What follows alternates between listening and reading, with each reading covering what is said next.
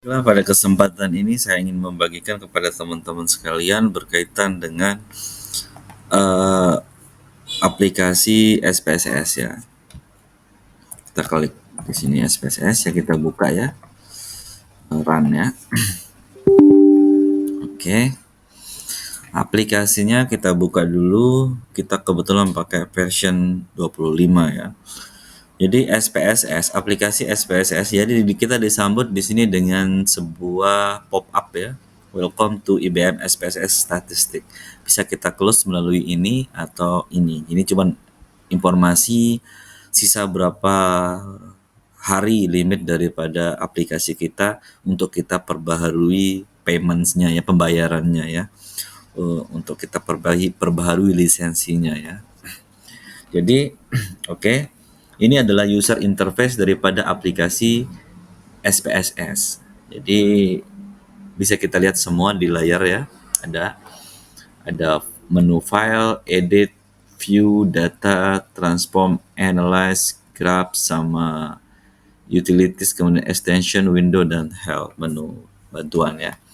Jadi semua ini merupakan menu lengkap daripada SPSS. Nah, di bawah, di warna oranye di bawah boleh kita lihat di data view ya. Di data view ini adalah di mana tempat kita menginput sebuah data yang akan kita uji. Jadi, disinilah data yang akan kita uji daripada penelitian kita. Lalu kita bisa isi di sini ya. Di sini bisa kita isi 1, 2, bisa semua ya. Cuman masalahnya adalah eh, di sini kan masih var semua ya, variabel. Kita belum ada variabel yang benar ya. Kita belum ada sesuai dengan penelitian kita. Di mana kita akan taruh variabel kita di di tabel yang sebelah mana di antara menu yang ada di depan kita ini. Tampilannya memang dia mirip Excel ya, karena memang SPSS ini turunan dari Excel. Bisa aja kita lakukan tindakan-tindakan di SPSS ini, di aplikasi SPSS ini di Excel. Cuman kita harus bikin rumus terlebih dahulu dan agak ribet. Sehingga lebih gampangnya kita pakai aplikasi SPSS ini aja langsung. Kita bisa lihat variable view, oke? Variable view di bawah di dekat data view tadi ya, yang oranye itu. Kita klik variable view. Kemudian disinilah tempat kita menaruh daripada variabel yang akan kita uji. Misalkan kita punya sebuah penelitian dengan judul pengaruh puasa Senin Kamis terhadap kadar kolesterol total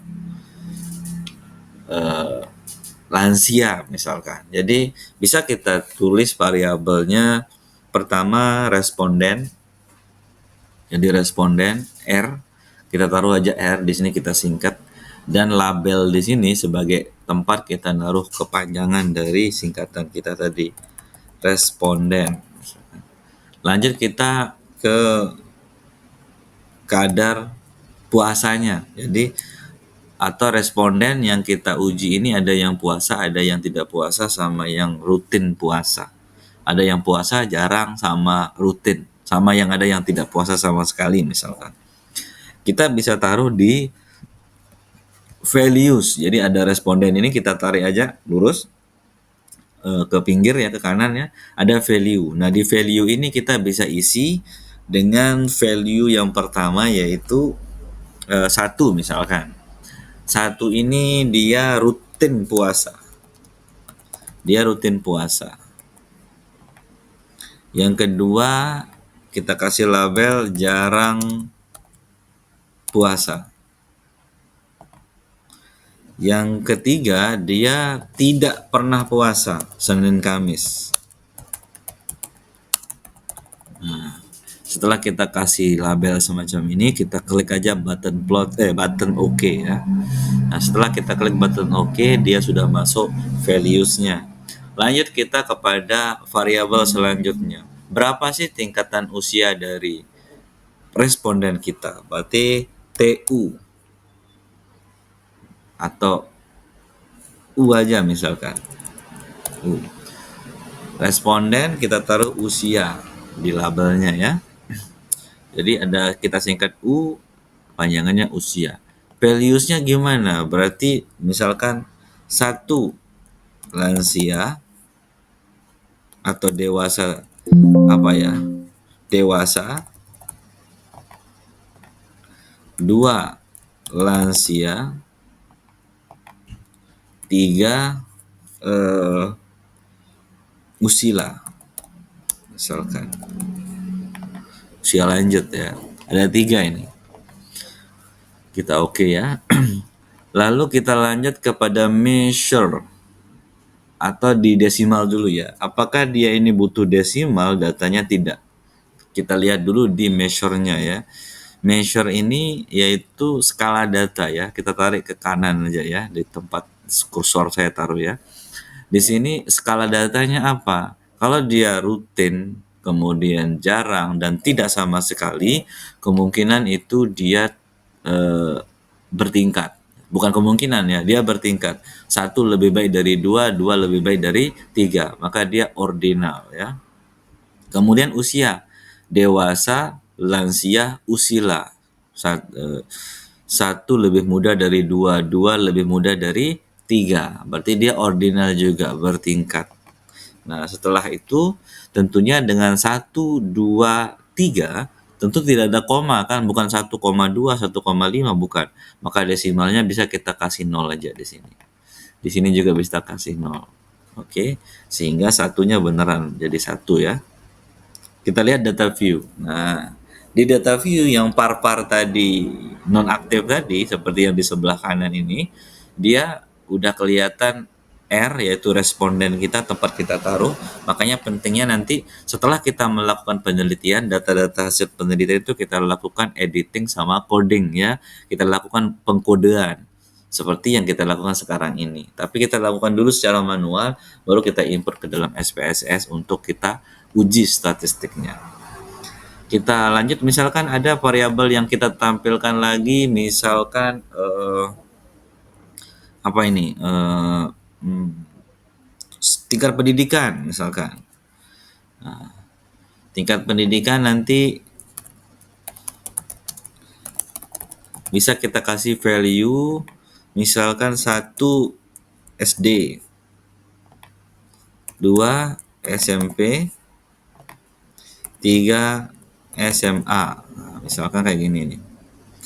Maka kita oke lagi ya. Kita udah ketemu nih skala datanya ordinal juga ya, tingkat pendidikannya. Kita rubah jadi ordinal. Ini dia nggak usah pakai desimal ya. Kecuali nanti data scale ya atau interval ratio, dia butuh skala data. Jenis kelamin misalkan. Jenis kelamin, sorry, bukan di sini ya. Oke, kita disalahkan karena nggak boleh seperti itu. JK aja lah. Nah, di sini kita taruh di label jenis kelamin. Dia desimal juga ya. Non kan desimalnya ya. 1 laki-laki, 2 perempuan. Oke. Kita klik button oke. Lalu skala datanya apa? Dia nominal. Kenapa nominal? Karena jenis kelamin. 1 atau laki-laki, 2 perempuan. Laki-laki tidak lebih baik dari perempuan, ataupun sebaliknya, perempuan tidak lebih buruk dari laki-laki. Jadi kondisi ini dia sama, laki-laki bisa hebat, perempuan juga bisa hebat. Laki-laki bisa jahat, perempuan juga bisa jahat. Jadi dia itu kondisinya ya, laki-laki antara laki-laki dan perempuan itu dia datanya nominal, sederajat lah, atau kondisinya dia sama antara 1 dan 2. Tidak ada tingkatan. Misalkan cukuplah sampai di sini. Kita udah punya 4 ini ya, 4 buah variabel. Kita taruh di responden, misalkan 1 responden kita rajin puasa. 2 rajin juga, terus ada 5 kita pakai 15 responden misalkan. 1 rajin, 2 jarang, 3-nya tidak pernah. Nah, ke-15-nya 3 pernah. Usianya ke berapa? Rata-rata misalkan ini usianya 2, 1, 2, tergantung hasil penelitian kita ya. Di sini ada yang 2, 2, 1, 2, 2. Di sini ada yang 2, 2, 1, 1, 2. Nah, misalkan kita taruh aja 3 1 ya. Di sini kita taruhkan 3. Di sini juga kita taruhkan 3. Misalkan. Tergantung dari hasil penelitian yang telah kita lakukan. Kemudian tingkat pendidikan ada SD, SMP, SMA. Misalkan rata-rata 1, 2, 1, 2, 1, 2, terus di sini juga 1, 2, 1, 2, 1, 2. Nah, misalkan ini sebuah data lah. Ini sebuah data statistik yang kita karang aja ini sebenarnya. Jadi nanti kalau dalam penelitian kita masukkan aja data-data hasil penelitian itu ke dalam lembar kerja SPSS ini.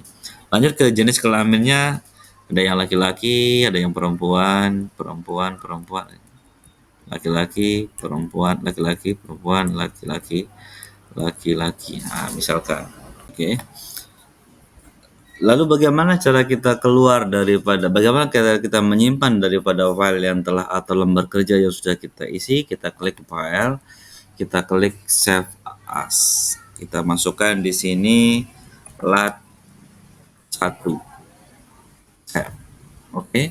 Sudah kita save datanya, tinggal kita nanti kita cari, kita istirahat dulu, kita lanjutkan pekerjaan kita nanti untuk mengisi beberapa variabel. Oke, setelah itu kita bisa close melalui jendela ini, menu ini. Yes. No. Nah, oke. Nah, tentunya dari semua ini kita akan lakukan uji statistik ya. Tapi sebelum kita lakukan uji statistik, kita lakukan dulu uji yang namanya uji deskriptif statistik. Deskriptif itu yang mendeskripsikan daripada apa yang ada di depan kita semua ini, di depan kita ini ya, seperti satu, responden, usia, tingkat pendidikan, sama jenis kelamin. Berapa sih jumlah responden kita, berapa usia rata-rata, tingkat pendidikan rata-rata, jenis kelaminnya berapa rata-ratanya, bisa kita lakukan dengan uji analisis deskriptif. Jadi pada pertemuan ini pembahasan kita tidak hanya tentang introduction daripada user interface ataupun lembar kerja daripada SPSS, aplikasi SPSS, tapi juga kita akan belajar sedikit tentang deskriptif statistik. Selanjutnya, uji daripada pengaruh puasa tadi terhadap kolesterol total kita lakukan pada pertemuan kedua nanti.